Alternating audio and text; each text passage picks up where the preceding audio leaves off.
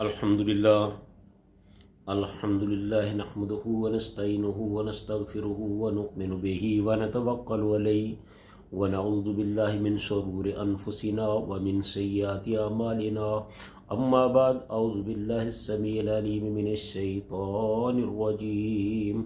बिस्मिल्लाहिर रहमानिर रहीम। वलहु मा फिस समावाति वल अर्दि कुल्लुन लहू कानितून। सदक़ल्लाहुल अज़ीम। हर किस्म की हम्द व सना अल्लाह रब्बुल आलमीन के लिए, जो सारे जहानों का खालिक, मालिक और पैदा करने वाला है। उसी ने ज़मीन बनाई, उसी ने आसमान बनाया, उसी ने सारी कायनात बनाई। वही उसमें तसर्रुफ़ करने वाला है, उसका कोई शरीक नहीं है। वही वहदहू ला शरीक है। वही सबका हाजत रवा, मुश्किल कुशा, वही सबकी बिगड़ी बनाने वाला, वही शहनशाह, वही बादशाह, वही यकता, वही तन्हा। सब तारीफ़, सब हम्द उसी के लिए है। वही अव्वल और वही आखिर है। इसी तरह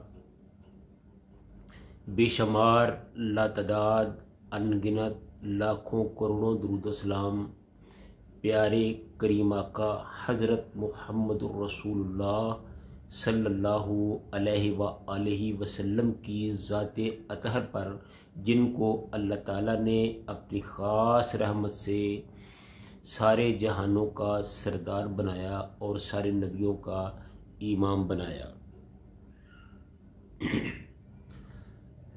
तो ये जो मैंने आपके सामने आयत तलावत की है, ये सूरह रूम की 26 नंबर आयत है। तो ये गुज़श्ता 5 या 6 आयत का खुलासा है, जिनका अल्लाह ताला ने ऊपर ज़िक्र किया। अल्लाह ताला फरमाते हैं कि वलहु मन फिस समावाति वल अर्ज़, कि जो कुछ भी आसमानों में और ज़मीन में है, सब उसी के लिए है। सब यानी अल्लाह ही के लिए है। अब आसमानों में क्या है, ज़मीन में क्या है, ये तो किसी से कोई मख्फी नहीं है। आसमान पर अगर सूरज चमक रहा है तो ये अल्लाह के हुक्म से ही चमक रहा है। अगर आसमान पर चाँद अपनी रोशनी बखेर रहा है तो वो अल्लाह ही के हुक्म से है। सूरज की रोशनी से दिन का उजाला होता है, उसकी हिद्दत से मौसम गर्मा आता है, उसकी वजह से फसलें पकती हैं, उसकी वजह से जो सर्दी है वो ख़त्म होती है। अगर ना हो, अगर सूरज ना हो, सूरज की हिद्दत ना हो, तो इंसान ठिठर ठिठर कर ही मर जाए। अगर सूरज की हिद्दत ना हो तो फसलें ना पक सके, इंसान भूखा प्यासा रह जाए।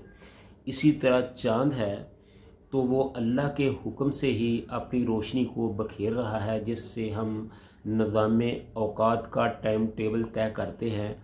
अपनी दुनिया के ज़िंदगी को चलाने का एक निज़ाम मुरतब करते हैं कि फ़लाँ वक्त में ये काम करना है, फ़लाँ वक्त में ये काम करना है, फ़लाँ दिन ये काम करना है, फ़लाँ वक्त में वो काम करना है। ये सब चाँद के हिसाब से होते हैं। इसी तरह सितारे हैं तो सितारे भी अल्लाह ताला के हुक्म से ही टिमटिमा रहे हैं, जो आसमानों की ज़ीनत बने हुए हैं। अगर ये सितारे ना हो तो आसमान इतना भयानक और डरावना हो जाए कि रात को उसकी तरफ देखा भी ना जा सके। तो ये अल्लाह ताला की ख़ास फ़ज़ल और रहमत, आसाइशें और नेमतें हैं जो अल्लाह ने इंसान के लिए पैदा की हैं। इसी तरह ज़मीन में पहाड़, दरिया, समुंदर, बियाबान, नबातात, रेगिस्तान, सहरा, जो कुछ भी है ये भी अल्लाह ही ने पैदा किया, इंसान के लिए पैदा किया, अपनी कुदरत से पैदा किया है। और उस वक़्त तक रहेगा जब तक अल्लाह ताला इसकी ज़रूरत महसूस करेगा, यानी क़यामत तक। तो ये अल्लाह ताला ने फरमा दिया कि जो कुछ भी ज़मीनों आसमान में है, ये सब कुछ अल्लाह ही के लिए है और अल्लाह ही की तारीफ़, तस्बीह اور حمد بیان کرنے والا ہے، ہر چیز اللہ کو سجدہ کرنے والی ہے۔ کل اللہ قانتون، اور ہر چیز جو ہے یعنی کہ آسمان اور زمین کی ہر چیز اللہ تعالیٰ کی فرما بردار ہے۔ فرما بردار سے مراد یہی ہے کہ اس کا حکم ماننے والی ہے، اس کے حکم کی سرتابی نہیں کر سکتی، ہر چیز اس کی تسبیح کرتی ہے، اس کی عبادت کرتی ہے، اس کے حکموں کو مانتی ہے، اسی کی پابند ہے۔